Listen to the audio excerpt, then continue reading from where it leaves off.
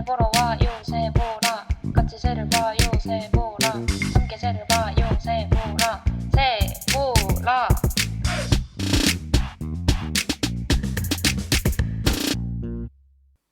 안녕하세요. 새를 보는 라디오 새보라입니다.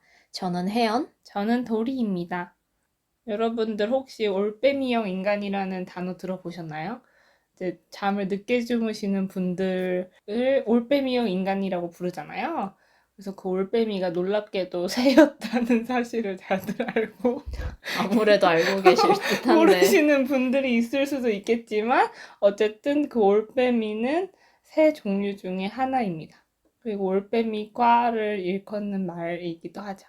그래서 저희는 오늘 주로 밤에 활동하는 야행성 맹금류인 올빼미과 중에서 두 종인 올빼미와 수리부엉이에 관해서 다뤄보고자 합니다. 그럼 먼저 올빼미부터 살펴볼까요?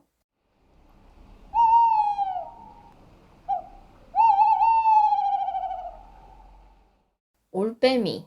이름이 정말 유명하죠. 올빼미라는 단어 솔직히 모르시는 분은 없을 것 같아요. 올빼미 모두 아시죠? 네. 근데 사실은 이 팟캐스트를 진행하는 저조차도 올빼미의 생김새가 어떤지 정확히 생각해 본 적이 없습니다. 진짜요? 그럼 이 올빼미 돌의 현황이 어떻게 될까요? 갑자기 맞춰보세요. 저의 현황부터 네. 시작해요? 그러니까 도대체 얼마나 많이 있길래 여러분 모두가 올빼미 알지? 과 중에 올빼미라는 새가 있어요. 그렇죠. 올빼미류 중에서도 뭐 무슨 올빼미 이렇게 있지만 이름이 종명이 올빼미인 애가 있고 그 올빼미에 관해서 얘기하는 중입니다. 그럼 그 올빼미가 한국에 어느 정도 있을까요? 스케일스. 오, 맞습니다. 맞아서 당황하신 것 같아요. 아니에요. 윈터빗이에요? 텃세 스케어스입니다. 아, 터세 스퀘어예요? 텃세, 드문 텃세라는 네. 뜻이죠. 그래서 저는 솔직히 올빼미 한 번도 본 적도 없고 본 사람이 있다 들어본 적도 거의 드물어서 네. 아, 스케일스 생각보다 많다라는 느낌이 들긴 들었어요. 레어일 줄 알았어요. 레이어요? 레어. 아. 근데 수많은 그 언커먼, 흔하지 않음들이 귀하게 여겨지는 현실을 생각하면은 아, 스케일스 정도면은- 정말 적긴 적지라는 생각이 듭니다. 올빼미라서 더 안 보이는 것도 있는 것 같아요. 그렇죠. 음. 저희가 이제 새를 말할 때 돌의 현황을 영어로 말할 때가 많은데 정확히 설명드린 적이 있었어요. 있었어요. 네. 하지만 이제 다시 복기를 할 때가 된 것 같아서 네. 말씀을 드려보자면은 이 한국의 새 도감에 나와 있는 돌의 현황은 우선 도래하는 계절에 따라서 나뉩니다. 그래서 1년 내내 있는 텃새는 영어로 레지던트라고 하고 여름에 와서 번식을 하는 여름 철새는 서머 비지터, 그리고 겨울에 와서 월동을 하는 겨울 철새는 윈터 비지터, 그리고 봄, 가을에 지나가는 나그네 새는 패시지 마이그런트라고 한마디로 우리나라를 그냥 통과만 하는 그런 애들이라는 거죠. 목적지가 아니라. 그리고 길을 잃었을 때 우연히 오는 길 잃은 새의 베이그런트가 있습니다. 그리고 도래하는 개체수 기준으로는 많다, 어분던트가 가장 많은 박새 같은 친구들이 어번던트. 뱁새, 박새가 여기에 속합니다. 또 흔하다, 그 다음으로 흔한 것은 커먼입니다. 참새가 커먼, 까치 직박구리. 커먼, 직박구리 커먼입니다. 놀라운 것은 뱁새가 참새보다 훨씬 많다는 숫자가 사실. 많아서 그런가? 그렇죠. 뱁새가 우리나라 조류 개체수 1위라는 일위예요? 걸 들은 적 있어요. 그래서 눈에 띄는 거는 뭐 참새가 눈에 띄지만 뱁새가 덤불 속에서 100마리가 있다는 사실. 숨겨서 있는. 근데 양진이도 커먼입니다. 맞아. 이게 참. 눈에 띄는 빈도는 이제 종에 따라 달라지겠죠. 실제 있는 것보다. 그것보다 적은 흔하지 않음은 언커먼입니다. 이제 긴 꼬리 딱새, 솔자새가 언커먼. 충격이죠? 네. 그런데 미라보리도 나그네새 기준으로 언커먼입니다. 은근히 없어. 미라보리가 긴 꼬리 딱새랑 같이 묶인다는 건 조금 충격적이긴 해요. 커먼인 느낌인데 미라보리는. 그러게요. 근데 심지어 나그네새에서만 언커먼이고 서머비짓이랑 윈터비짓은 레어인가 스케일스 스케어스인가 레어. 그렇죠. 그래서 지금이 약간 보기 좋은 시기였던 것 같아요. 나그네새니까. 또 말이 이게 언커맨이 상당히 귀한 건 거죠. 지금 긴꼬리 딱새 솔자새 지금 한 번도 본 적 없는데. 근데 그것보다 적은 거. 그 다음이 적음. scarce입니다. 올빼미가 여기에 속하는 거죠. 이 scarce라는 게 그러니까 얼마나 적은지 감이 네. 오시나요? 긴꼬리 딱새보다 올빼미가 더 적은 거예요. 어, 솔자새보다 더. 그것보다 더 적은 게 그래요. 레어, 드물다입니다. 그래서 두루미류가 거의 다 레어죠. 이게 체감하는 거랑 어쨌든 현황은 맞아. 달랐다. 어쨌든 올빼미는 적다. 내 말은 적다지만 사실 거의 못 본다에 가까워. 체감상으로는 존재하지 않는다. 그래서 올빼미 여러분들 다 아신다고 대답하셨을지 모르겠지만 올빼미 생김새 여러분 아시나요? 알죠. 올빼미를 머릿속으로 떠올려 보세요. 이 방송 들으시면서 우리 다 아는 단어잖아요. 올빼미. 머릿속으로 올빼미를 그리셨나요? 그리실 수 있나요? 그리셨나요? 네. 상상 속 올빼미. 이제 실제 올빼미와 비교를 해봅시다.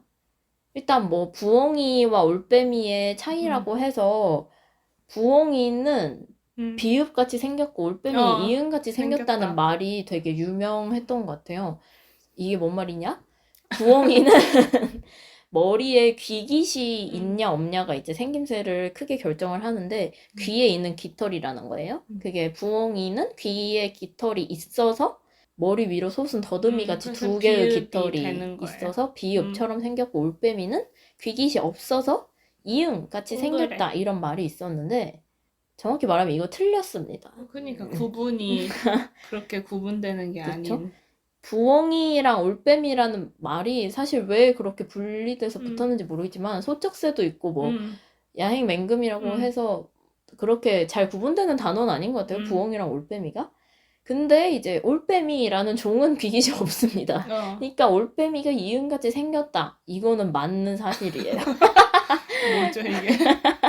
근데 부엉이는 비읍, 올빼미는 이응. 이건 틀렸지만 올빼미는 이응이 맞다. 진짜 그 올빼미라는 친구는 그치. 이응을 닮았습니다. 그렇지.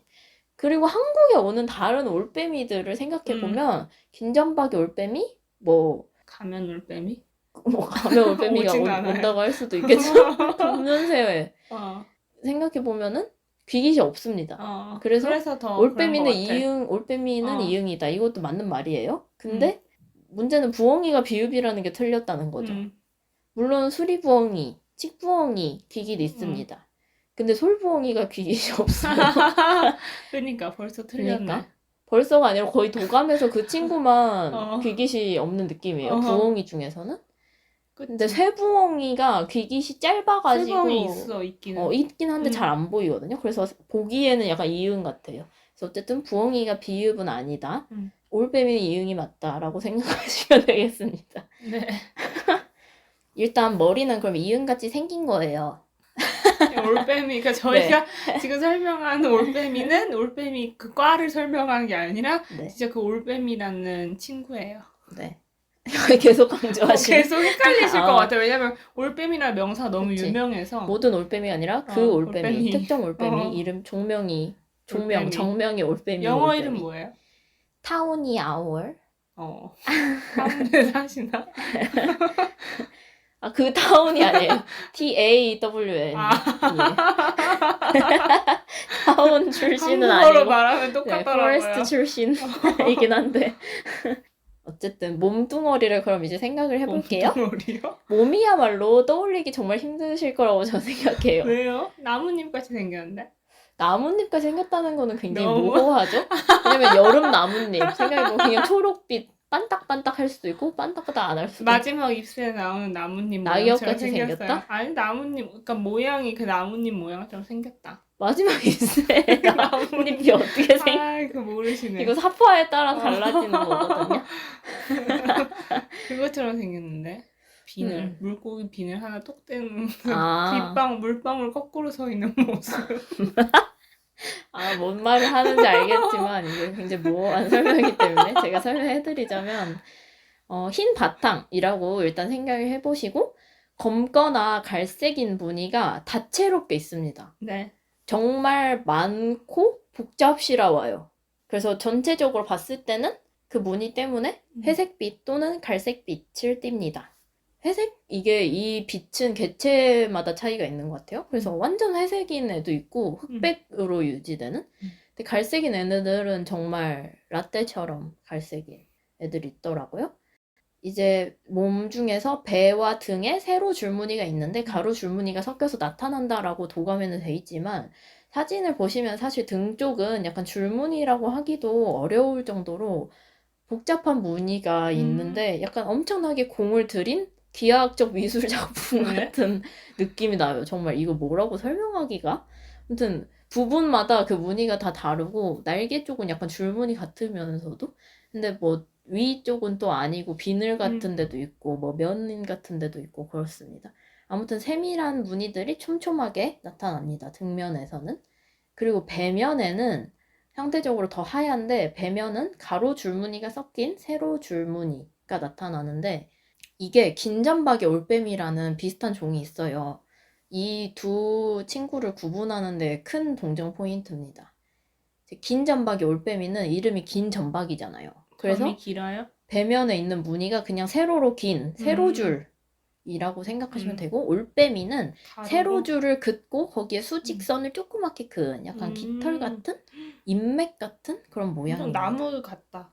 네. 그리고 또 올빼미는 크기가 38cm예요. 근데 긴잠박이 올빼미는 50cm예요. 그런 게 약간 크기가 큰 차이죠. 좀 많이 차이 나네. 근데 실제로 봤을 때 50cm라는 그게 10cm 차이라는 게 음. 크게 다가오지 않을 수도 있기 때문에 어쨌든 이 올빼미는 배에 나뭇잎 같은 그 무늬가 있다.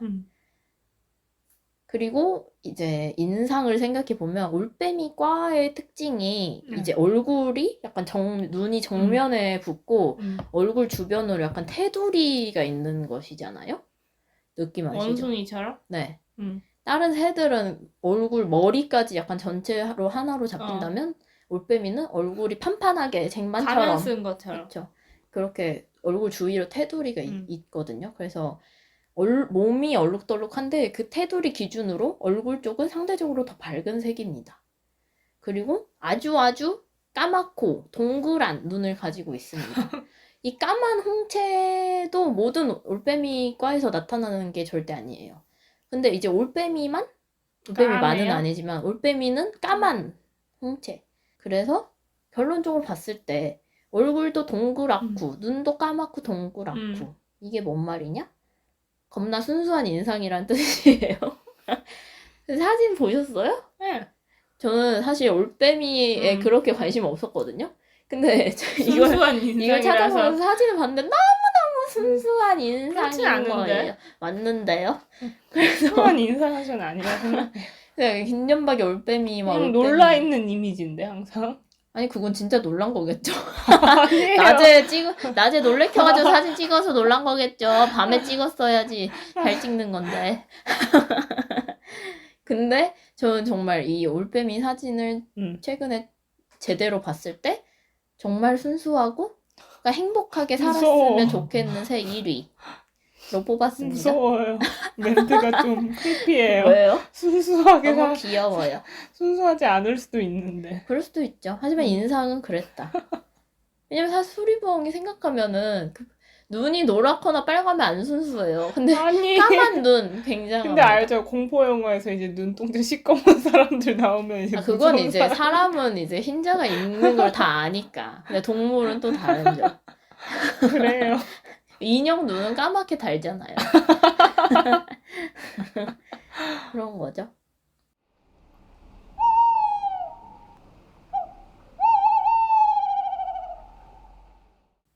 이제 이 올빼미는 모두가 알고 계시는 야행성 맹금이죠.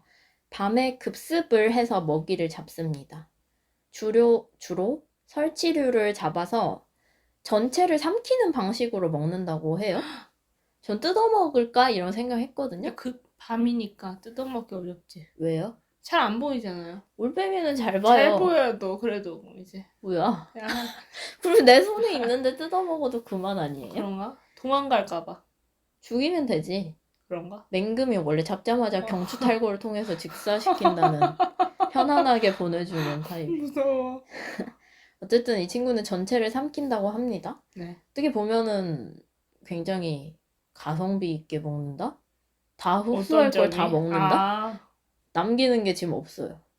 물론 먹고 나서 소화 안 되는 뼈나 털 같은 거는 펠렛이라고 해서 토를 해서 이렇게 뱉어요. 고양이 그 털공 뱉듯이 먹은 거를 뱉는, 고양이는 물론 자기 털을 뱉는 거지만 이 친구는 이제 먹고 한 입에 먹어가지고 소화 안 된 맞아. 거를 다시 뱉는 거죠. 이게 올빼미과에서 펠릿이 잘 나타나고 올빼미과 아닌 새들에서도 펠릿이 맹금도 나타나요.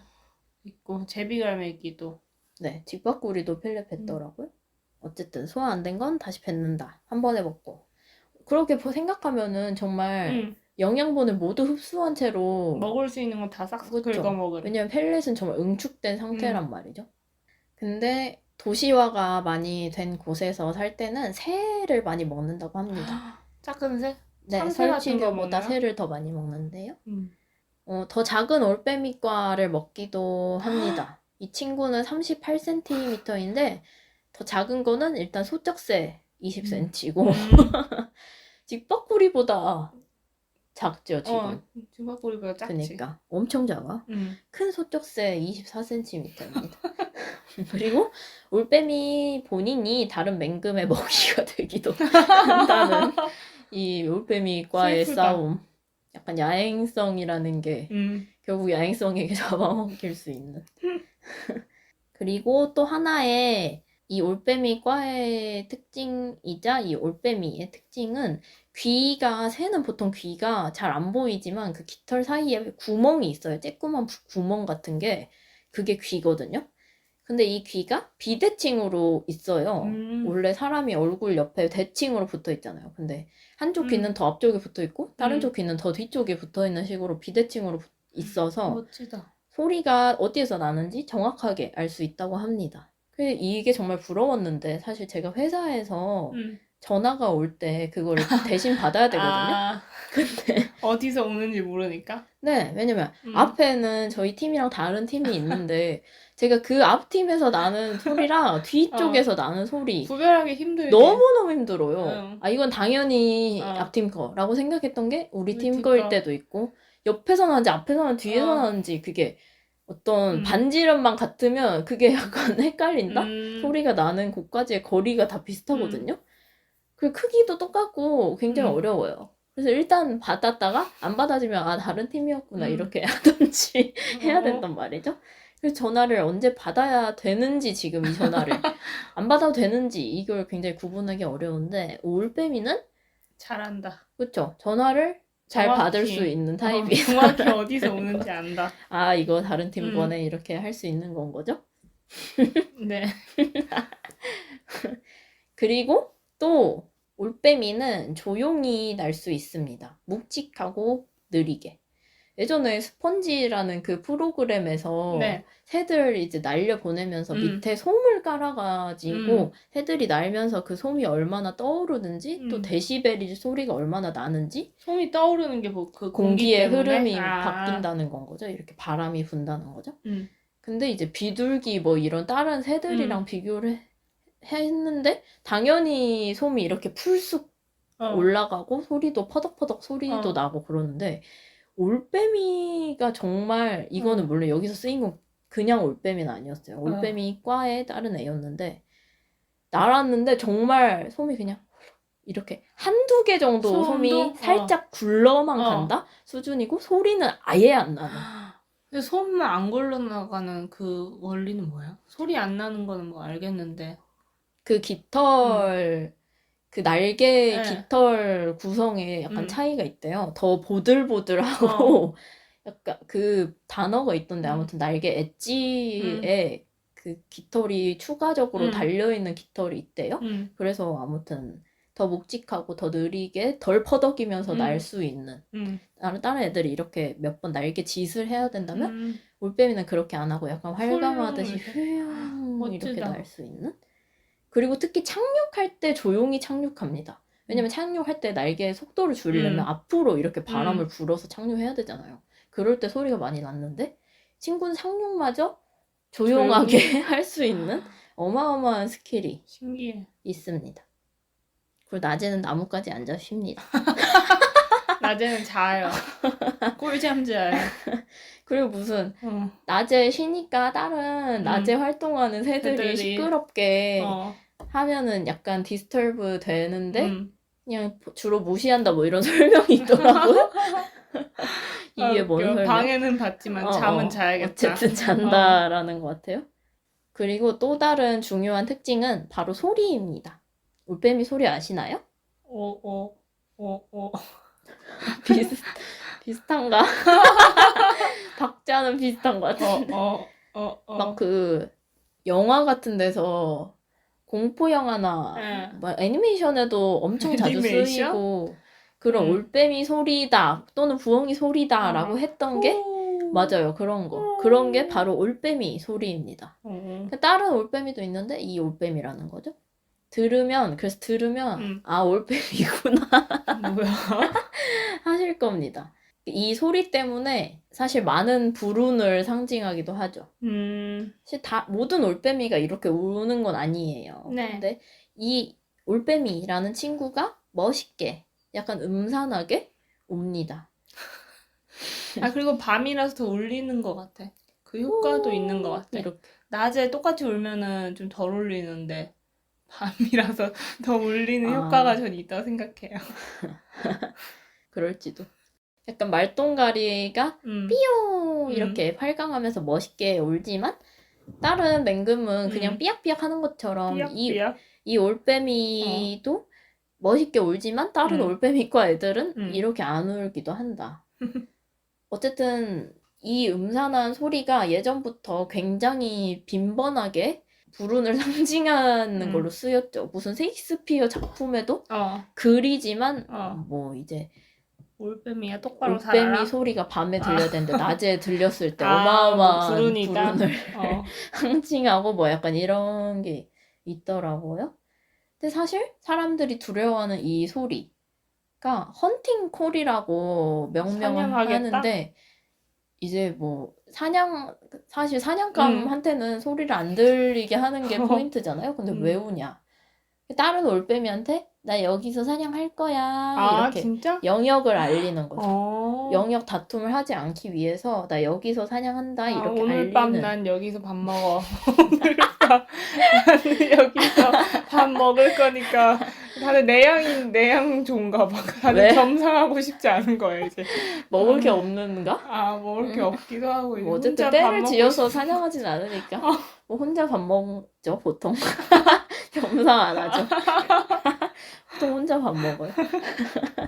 근데 그런 소리라고 합니다. 또는 이게 다양한 소리가 있어요. 올빼미가 내는 소리 중에. 그리고 또 두 박자로 호호 막 이렇게 우는 거는 자기 파트너와의 대화 소리라고 합니다.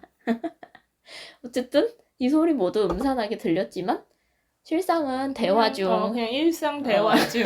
나 밥 먹는 중. 밥 먹는 거 알리고.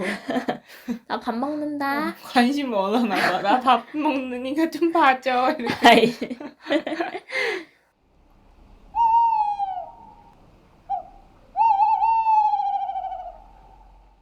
번식을 할 때는 주로 나무 구멍에 둥지를 지어요. 그 딱따구리가 만든 구멍. 아니 대체 딱따구리가 만든 구멍은 그 구멍 안에 모두가 이용. 구멍 안에 한 8가족이 살아야지 지금. 딱따구리가 약간 고생이 많다. 아파트 건축하고 있어 얘가. 근데 구멍에도 둥지 짓지만 까치 둥지 쓰기도 하고 다람쥐 둥지 쓰기도 하고. 붙잡히는 데를 다 쓰는데. 근데 저 생각이 나무 구멍이랑 까치 둥지는 되게 다르다고 생각했거든요. 그러니까 까치 둥지는 좀 다르잖아. 어쨌든 쓴다고 합니다. 그리고 건물에 있는 구멍도 쓰고 인공 둥지도 씁니다. 놀랍죠? 인공 둥지는 안 쓸 것 같았는데. 크기가 들어가나? 약간 올빼미용으로 만들면 쓸 수 있는 걸까요? 큰 용도로. 38cm용으로 만들면? 그러니까 박스가 들어가는 것보다 훨씬 크긴 커야 되겠다. 그 둥지를 지킬 때는 적을 머리를 발톱으로 때려서 이제 방어를 하는데 이 근데 아프지. 설명에 fearless라고 돼 있었어요. 르세라핌이신가 봐. fearless하게 디펜스를 한다. 겁 없는 방어. 가보자고 이런 거예요. 근데 발톱이 워낙 세가지고 그쵸. 겁 없을 만해. 생각해보면은 응. 이 적을 때리는 새는 음. 많지 않아요. 아, 왜냐면 그냥 그 미연만 하거나 미연마? 뭐라고요? 위험만 위험만. 위험만 위험만. 아니고요. 그쵸? 위험만. 다른 막 뱀한테 잡아먹히는 새들을 생각해보면 뱀이 온다고 해서 뱀을 웃겨. 때리지 못하거든요. 누구였더라? 뱀한테 잡아먹였대는 물가치였나? 물가치는 때려요. 아니 누구였더라? 그 다큐멘터리 내가 즐겁게 봤던 거. 그니까 생각 안 나네. 물까마귀? 아닌데? 아니야 나무에서 둥지진. 그러게. 물가치인 것 새들을 같은데? 이렇게 잡고 있는 물가치 아니에요. 아 그래? 집박이였나? 어쨌든 때릴 수 있는 새는 많지 않아요. 근데 이제 울면서 곤줄박이도 생각해보면 우리가 인공둥지 맘대로 들여다볼 때 계속 옆에서 알짱거리면서 엄청 알람콜을 한단 말이에요. 자기는 엄청난 위협이라고 생각하지만 이렇게. 때리진 않는 사람을. 얘는 때려? 때릴만 하지. 일단 뭐 뱀 같은 거 당연히 때리죠. 발톱이 있으니까 뱀 먹나? 먹죠. 먹을 수 맛있는 있죠. 거 굴러 들어갔네. 근데 뱀도 한 입에는 못 먹을 것 같은데 어쨌든 작은 뱀이면 먹겠다. 작은 뱀도 아나콘다 많아요. 같은 거는 뭐. 아나콘다 못 먹을 것 같아. 애초에 못 먹을 것 같아. 너무 크잖아요. 근데 한국에 아나콘다가 없어요. 상상의 나래를 펼친 거예요. 어쨌든 때리는데 네. 이게 포인트가 조용하게 날잖아요. 어. 올빼미가. 그걸 맞기 전까지 모른다는 거예요. 맞았을 때 아 뭐야 이렇게 된다. 아, 진짜 웃겨. 물가치 제비갈매기 시끄럽게 막 찌르르 하면서 막 때리잖아. 때리기 전까지 경고가 많잖아요. 근데 여기 앞에서 이렇게 때리고. 근데 무섭다. 올빼미 그냥 기습을 나 왜 맞는 맞았는지 거예요. 몰라 이런 거잖아. 그리고 살짝 맞는 게 아니죠. 지금 맹금의 발톱으로 맞는 거예요. 할켜지는 그냥 그 모두를 살짝 때립니다. 떨어져. 맞아요. 살좀 떨어집니다. 응. 방문하는 모두를 때려요. 사람도 때려요? 사람도 때려요. 인간도 맞을 수 있기 때문에 혹시나 올빼미 둥지 들여다보지 마시길 바랍니다. 맞아. 지도새도 모르게. 정말 큰일 나요. 진짜 아무도 수가 모르게 있어요. 맞고 산에서 테러 당한 거지 그러니까 이제. 정말 위험해질 수 있어요. 근데 그 실제로 어떤 사진 작가가 올빼미한테 당해서 눈 한쪽이 실명된 사례가 있다고 합니다. 그 이 사람이 자서전에 썼어요. 자서전? I for a bird였나? 뭐 약간 이렇게 자기 표현하면서 어떡해? 굉장히 세게 맞는다고. 그러니까 세게 맞았네. 그 힘이 문제가 아니고 그 할켜지는 발톱이 굉장히 문제가 있는 것 같은데. 모자, 조심하세요, 선글라스 했나? 조심하세요. 일단 들여다보지 마시고 그 사진 찍지 마시고. 양봉할 때 입는 방호복 같은 거 입고. 그 소용 없을 것 같은데. 그래? 그거보다 세? 왜냐면 벌은 안 들어오지만 뭐 사실 잡아 채면 그만 아닙니까? 그러니까 하나로 입는 거. 코로나 방어복. 그 모자가 쭉 이어져. 때리면 찢어질 것 같은데 발톱 같은 게. 찢어지면 도망갈 수 있잖아 어쨌든. 한 번에 기회가 맞아도? 생긴 거잖아. 그렇게까지 둥지를 들여다봐야 하나요? 그냥 안 참으세요. 네. 어차피 볼 일도 볼 없긴 생각 없어요. 없어요. 볼 생각해도 못 봐요. 어쨌든 얻어맞는 일 없도록 합시다. 올빼미 행복하게 살아야 되는 새 일이니까. 왜요? 귀여우니까. 너무 편해요 생김새로. 뭐 어때요? 안 돼요. 이런 자연에 대한 사랑이 부족한 이 세상에서 제가 올빼미 하나 사랑하는 게 그렇게 큰 문제가 돼요. 갑자기 대화 주제를 그런 쪽으로. 올빼미에 대한 많은 관심, 둥지 들여다보는 관심 말고 부탁드립니다. 그냥 부탁드립니다. 네. 이상으로 올빼미에 대한 설명을 마치겠습니다. 제가 다음으로 소개할 새는 수리부엉입니다.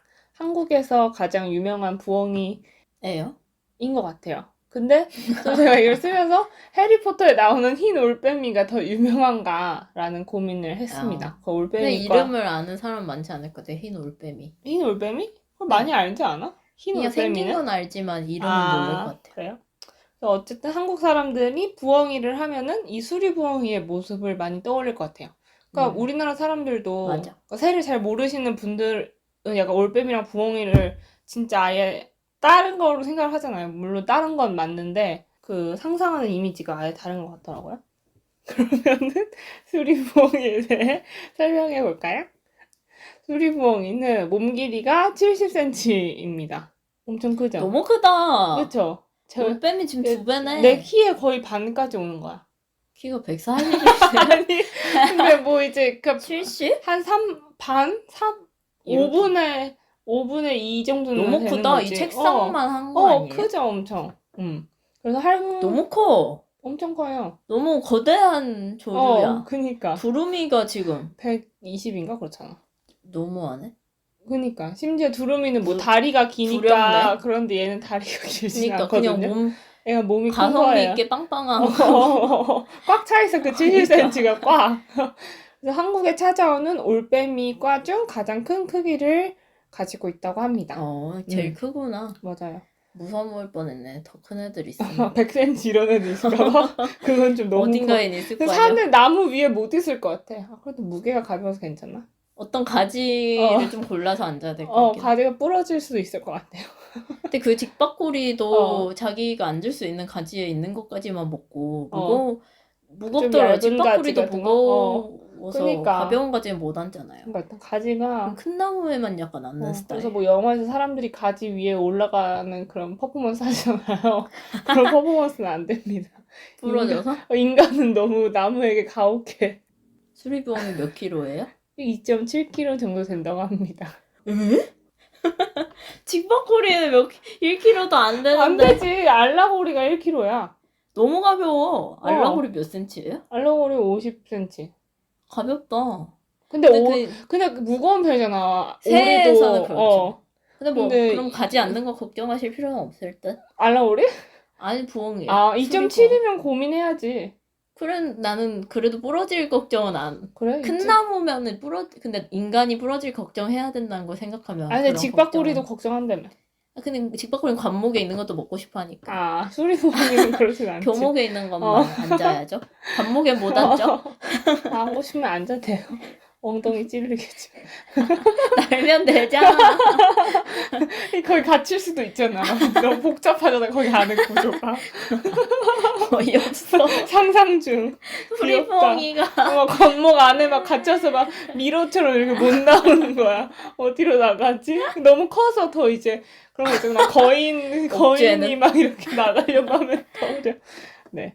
그래서 어쨌든 전체적으로 밝은 갈색의 몸을 가지고 있고 검은 세로 줄무늬를 그냥 쭉쭉쭉쭉 가지고 있습니다. 그래서 엄청 심플한 생김새예요. 심플? 그러니까 색 조합으로는. 원톤이지. 근데 안 웜톤? 심플. 원톤. 한 개의 톤인데 안 심플. 근데 그 깃털들이 엄청 잘게 쪼개져 있어서 예뻐요. 예뻐요? 단순한 설명. 그리고 기깃이 길게 발달했는데 이제 다들 기깃을 보고 그냥 기라고 생각한단 말이에요. 왜냐면 토끼가 귀가 기니까 저런 새들도 토끼처럼 귀가 길구나 하지만 이거는 실제 귀는 아니고 기깃은 그냥 위장 기능 때문에 있다고. 진짜요? 사람들은 그렇게 어떤 추측하더라고요. 위장이요? 모르겠어요. 그게 있으면 더 잘 써. 그러니까 난 뭘 위장한다는지 모르겠는데. 이상해. 웃겨. 그 다음에 수리부엉이는 올빼미와 다르게 눈동자 색깔이 완전 귤 색깔이에요. 주황색. 빨간색 아니고요. 주황색이에요. 진짜 예쁜 오렌지 색깔. 그래서 하지만 순박하면 얻지 못하겠죠. 순박하고요. 순박하진 않아 솔직히. 수리부엉이도 올빼미처럼 밤에 활동하는 야행성 새인데 이제 그럼 밤에 먹이를 잡을 거 아니에요. 근데 저희가 이제 밤에 먹이를 찾으러 간다고 생각해봐요. 근데 아무것도 안 보이면은 뭐 애초에 잡지도 못할 거 아니에요. 근데 수리부엉이는 아주 밤에도 사물을 잘 볼 수 있다고 합니다. 그래서 머리 크기에 비해서 눈이 아주 커서 빛을 더 많이 받아들일 수 있는 거죠. 그리고 시세포가 잘 발달해서 별빛 정도의 빛만 있어도 먹잇감을 식별할 수 있대요. 그래서 달빛 정도 되면 아주 내 세상인 거지. 별빛 정도면 흐린 충분하니까. 날은요? 흐린 날은 뭐 불충분한 힘들겠지, 상태로 뭐. 하는 거예요? 그리고 눈이 사람처럼 얼굴 정면에 있어서 사물을 입체적으로 볼 수 있고 사냥감까지의 거리를 측정할 수 있다고 합니다. 그리고 목도 270도 돌릴 수 있대요. 그러니까 막 그 반려로 키우는 올빼미과 애들 보면은 반려로 키워요. 귀를 이렇게 볼 수 있더라고. 맞아. 그래서 뭐 이게 몸은 잘 이렇게 못 돌려도 목을 돌릴 수 있어가지고 몸은 못 돌려. 몸은 이렇게 잘 못 돌리는 스타일. 다른 새처럼 막 나뭇가지 위에서 이렇게 뛰지 않으니까. 이렇게 못한 대신 고개를 이렇게 그러네. 270도 좀 묵직해서. 아니, 그렇게 몇 번 뛰면은 그냥 지쳐서 잠들 듯. 왜 지쳐서 잠든다 그래? 힘들어. 그래서 먹이를 잡기 위해 아주 진화한 몸을 가지고 있습니다. 그래서 수리부엉이는 영어로는 이글 아울이라고 해요. 그래서 말 그대로 그 수리부엉이. 그 다음에 우후라는 별명도 있대요. 우후? 우후. 약간 그런 소리를 울어서 별명이 생긴 것 같아요. 그 다음에 학명은 부보부보입니다. 근데 그냥 부보가 수리부엉이라는 뜻이래요. 맞아. 그래서 그냥 부보부보. 부보부보란 정말 귀엽다. 그니까.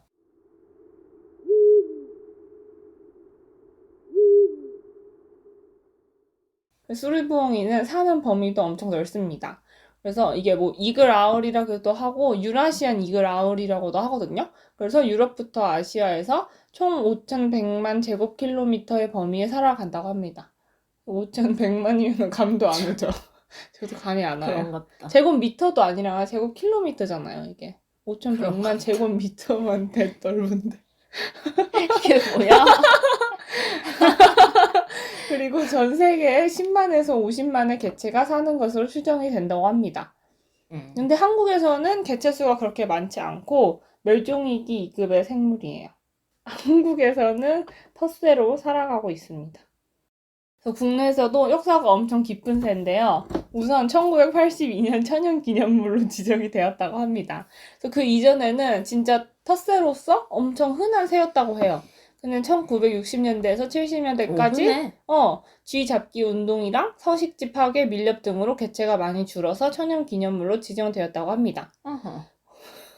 그리고 부엉이가 잡았어야 되는데 인간이 다 잡았군요. 뭐 쥐를? 아니 근데 쥐에 잡기 그 쥐약 같은 걸 놔두니까 그런 것 먹고 때문에 죽었군요. 맞아. 그리고 부엉이가 부의 상징이래요. 근데 왜 부의 상징이냐? 나무 구멍집 속에 꿩이나 토끼 같은 먹이를 저장해 놓는 습성 때문에 부자새라고 불렸다고 합니다. 근데 웃긴 건 다람쥐는 아무리 도토리 저장해도 부자 쥐라고 불리진 않잖아요. 근데 꿩이 약간 좋아 보이네. 그리고 수리부엉이는 뭔가 사람이 먹을 수 있는 꿩이나 토끼 같은 걸 넣어놓으니까 뺏어 먹었죠? 그건 모르겠어요. 에이, 뺏어 먹었지. 그런 이름이 붙은 것 같아요. 그래서 그 부자새가 아니라 지금 착취새예요. 부엉이 며느리라는 단어가 있는데 부엉이 며느리가 뭐냐면 부엉이가 새끼를 키우려고 사냥감을 자주 잡아온 행동과 같이 시집온 며느리가 부지런히 재산을 불려가는 거를 빗댄 봐봐, 이거 지금 말이라고 착취새잖아. 기묘하죠? 남 좋은 일 하게 하는 거잖아, 부엉이한테. 그리고 고양이 얼굴을 닮은 매라고 해서 묘드응이라고 불리기도 했대요. 응? 묘드응. 응이 뭐예요? 묘응이 매응인가 봐. 묘가 그 고양이고 두가 나온 게 머리잖아요. 매밖에 없으니까. 그 매가 한자로 응이거든요.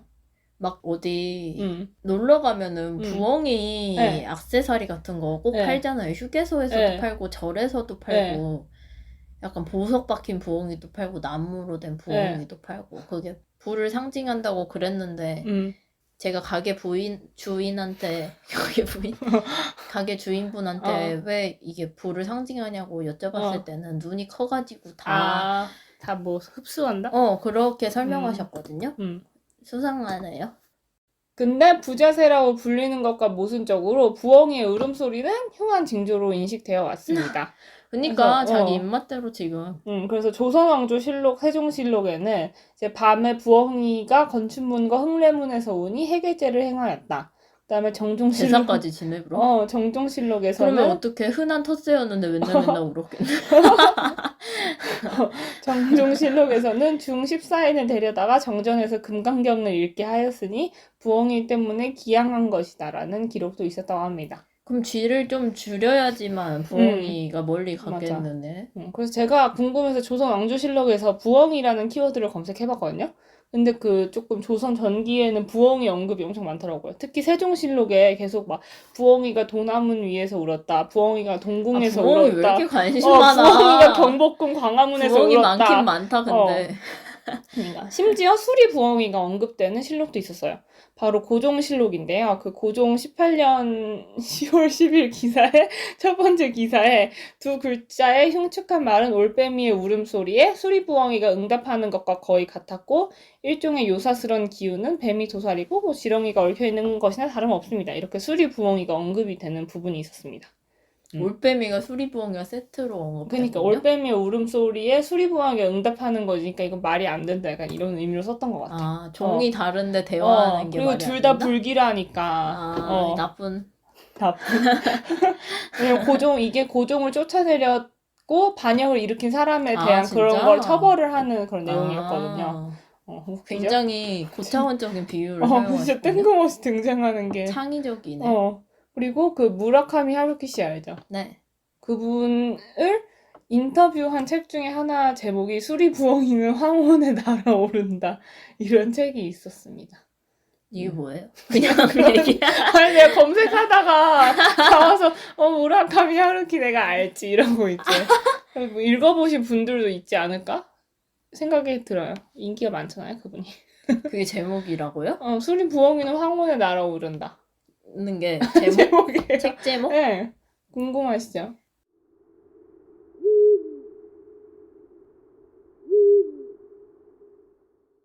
그 다음에 이제 마지막으로 수리부엉이 하면은 청취자분들한테 소개하고 싶은 게 있는데 바로 그 뉴욕에 사는 수리부엉이 얘기예요. 그래서 다들 아마 국내 뉴스에도 많이 나와서 들어보셨을 것 같은데 바로 플라코라는 수리부엉입니다. 이제 이 수리부엉이는 2010년에 노스캐롤라이나의 어떤 보호구역에서 태어나서 13년 동안 센트럴파크 동물원에서 살았다고 해요. 근데 2023년 2월에 어떤 그 방문객이 우리의 구멍을 뚫어놔서 거기로 왜? 탈출을 했대. 그냥 왜 모르겠어. 훼손을 한 건지 아니면 그 친구를 위해서 열어준 건지 모르겠지만 탈출해서 뉴욕 한복판에서 살아갔습니다. 근데 또 이제 뉴욕 시민들이 엄청 반응이 좋았대요. 막 수리부엉이가 그 아파트 거기 고층 건물이 많잖아요. 그래서 아파트 그런 난간에 서가지고 그냥 사람들을 막 하염없이 2-3시간씩 막 쳐다보고 갔다는 거야. 근데 왜 그렇게 쳐다보냐면은 플라코는 동물원에서 살아서 사람을 친구로 여겼다? 뭐 이런 해석이 있더라고요. 근데 저는 좀 친구라고 생각하기보단 그냥 사람을 익숙한 존재로 생각했을 것 같다는 그런. 근데 뭐 수리부엉이가 사람에 관심이 있어서 2-3시간 쳐다봤다기보다는 그게 수리부엉이가 자주 하는 행동이지 않아요? 그냥 어딘가에 앉아서 2-3시간 동안 있기. 근데 그냥 있지 않고 그냥 창문 안을 막 이렇게 빤히 들여다봐. 막 사진 보면 관심 있게? 내가 막 눈을 원래도 동그란데 눈을 동그랗게 낮에 눈을 동그랗게 뜨고 사이클이 왜 그래? 그래서 근데 이제 아무래도 동물원에서 살았으니까 그런 포획 능력이 떨어질 수 있어서 사람들이 걱정을 많이 했어요. 근데 다행히 이제 뉴욕 한복판에서 잘 살아남고 있었죠. 잡아먹은 것도 봤어요? 뭐야? 포획한 것도? 뭐? 뭐든. 쥐 먹는데 쥐 잡아먹고 막 잘 사냥한대. 그래서 원래 동물원에서도 다시 데리고 오려고 했는데 이제 인기도 많아져서 막 사람들이 데리고 가지 마세요 뭐 청원하고 그러니까 못 데려갔다고 합니다. 근데 이제 2월 말에 건물에 부딪혀서 세상을 떠났다는 슬픈 소식이 있었습니다. 맞아, 얼마 전이죠. 맞아. 그래서 너무 슬펐어요. 왜냐면은 진짜 인기가 많아가지고 왜냐면 수리부엉이는 원래 미국에서 사는 새가 아니잖아요. 그러다 수리부엉이는 유럽, 아시아 쪽에서 사는 새여가지고 미국엔 원래 안 사는데 어쨌든 막 거기 또 미국에는 새를 좋아하시는 분들이 진짜 많으니까 항상 그 플라코를 찍으려고 사람들이 막 이렇게 스트레스 받는 사람 아니야? 애가 좀 슈퍼스타 그런 기질이 좀 있어요. 애가 그래서 잘 적응하고 멋진 친구였는데 그렇게 세상을 떠났다는 게 정말 슬펐습니다. 근데 저는 그 미국의 도시에서 적응하는 게 사실 수리부엉이 원래 서식지가 그런 데 안 살잖아요. 그래서 뭐 나오면 거의 바로 죽지 않을까라고 예측을 했었는데 그거에 비해서는 정말 오래 맞아. 그리고 왜냐면 애가 또 심지어 나이도 꽤 있는 편이잖아요. 13살, 14살 차니까. 차라리 그냥 13살이다라는 거죠. 연차가 13살. 14년 차. 누구랑 차이 난다는 건 줄 알았는데. 파트너랑 차이 난다는 거. 네, 플라코 어떻게 생겼는지 궁금하시면은 너무 검색하면은 귀여워요. 많이 나와요. 정말 귀엽고 멋져요.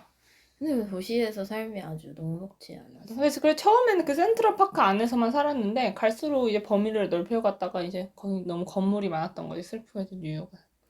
근데 약간 허망했던 것 같아요. 그 소식을 들었을 때 맞아. 그렇게나 오래 잘 적응하고 잘 살았던 새가 그냥 유리창에 약간 차에 치여 죽은 것도 아니고 그냥 유리창에 받았다는 것이 그러니까 아주 슬프죠. 허망하군요. 제가 준비한 수리부엉이는 여기까지입니다.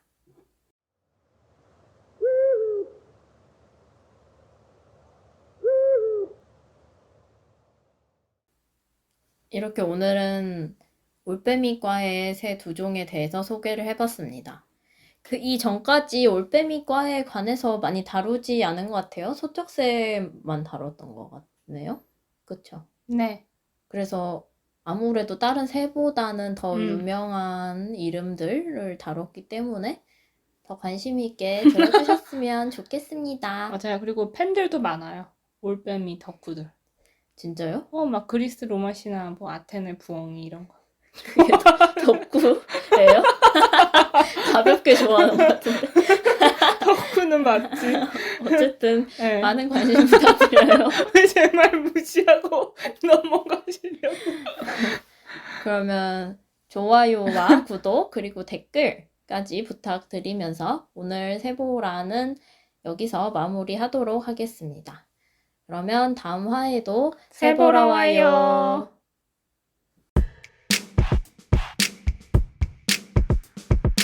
새를 보러 와요 새보라 같이 새를 봐요 새보라 우리 함께 새를 봐요 새보라